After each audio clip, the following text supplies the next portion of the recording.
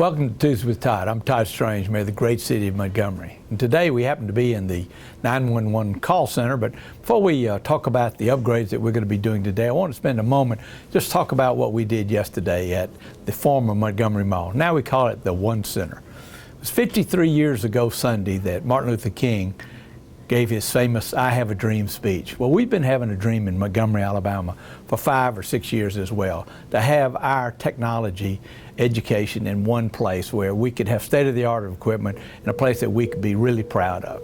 And that happened yesterday as we cut the ribbon for up to 600 students that can come into 6 or 8 disciplines. We talked about the wow factor, the world of work factor, so that these youngsters in high school can come to this place with teachers that can have industry certification capability. And we've got 460 students. As we indicated, we can do up to 500. So this is a great first start to get Montgomery at the epicenter of providing workforce development for Central Alabama and certainly the state of Alabama. As we indicated earlier, we're in the 911 call center, where every year somewhere between 250,000 to 750,000 calls. About 250,000 are emergency, the balance are administrative and non-emergency. Larry Fisher is our executive director of this organization. He's been with the city for a number of years, and really just in the last couple of years he's taken on a different role. The funding is done by the state through fees upon telephones, both cell and landline, but he's also been elected to a leadership position for the state for 911 emergency call centers. A little bit later, we're going to be dedicating this center that's been upgraded.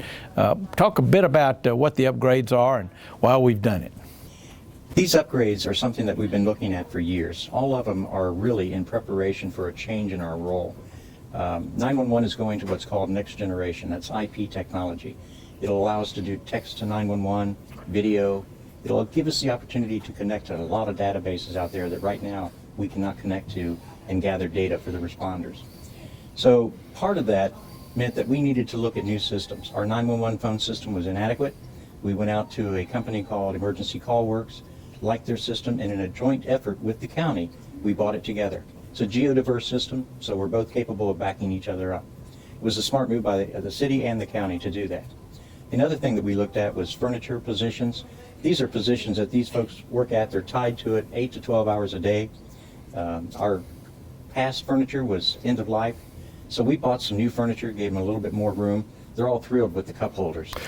Larry, I'd like to ask Bridget Wright Davis if she could comment, because she's got the responsibility of training all of these that come. And you know, we do have turnover, so we do have to have classes. Matter of fact, my understanding is we're the only certified training organization in the state of Alabama, and we would have 6 or 8 at any one time coming out of training to fill those positions. Right. Talk a bit about what you do and why you love what you do. Once again, I'm Bridget Wright Davis. I'm the training coordinator and manager for the Montgomery 911 Center here. I trained new people or people who have experience from other agencies here to come out and be able to come to the center to work. They have OJT, which is with this new upgrade going to be much more better for them, because it's a lot of more room for the number of people I have, whether I have 6 or 13. So tell me the biggest challenge in getting people trained to take a desk job like this.